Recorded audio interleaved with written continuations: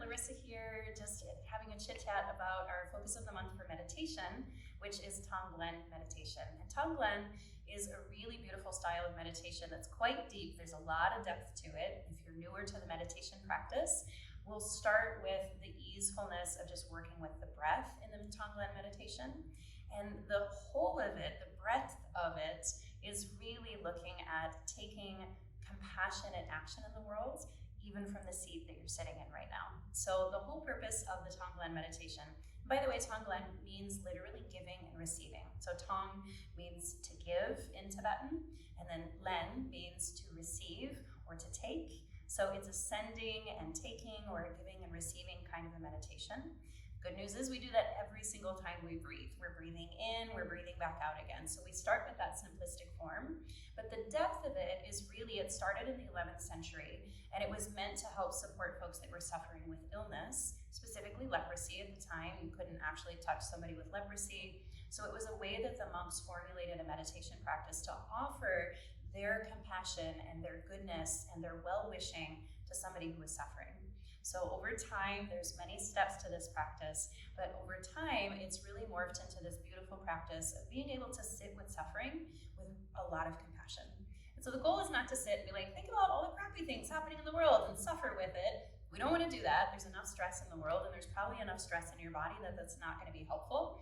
But the goal is really to look at, okay, I'm feeling some suffering, like my low back is a little tweaky, lowercase suffering, but there's an irritation. And instead of being like, okay, immediately I have to fix it, I have to do it a certain way, it's really looking at how do I embrace that difficulty? How do I embrace that challenge and hold it with tenderness? And so it's this idea of breathing in the difficulties, holding them, and then breathing out some easefulness. Instead of trying to resist the difficulty, we're embracing it. We embrace it with every single breath that we take in. We create some spaciousness with our breaths in.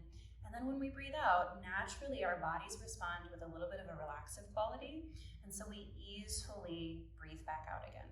So again, this concept is working with the breath in its simplest form, but also starting to look at how do I hold my own difficulties with a little tenderness, with a little kindness. And then with practice, we start to layer on with Tonglen, taking on the difficulties of perhaps others in our life.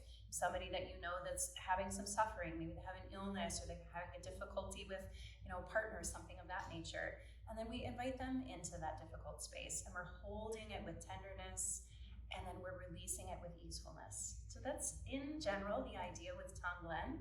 And it's not about, like I said, sitting and just being like, okay, I'm in suffering and I will grin and bear it. It's more about suffering exists, difficulty exists. I'm feeling really challenged today. In fact, I'm really frustrated.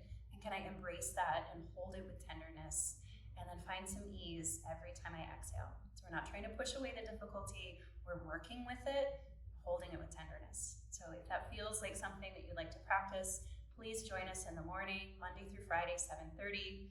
And if you have any questions, as always, please let us know. Super happy to help. This practice really, really has been so beneficial for me as a human, and I'd like to invite you in to join us.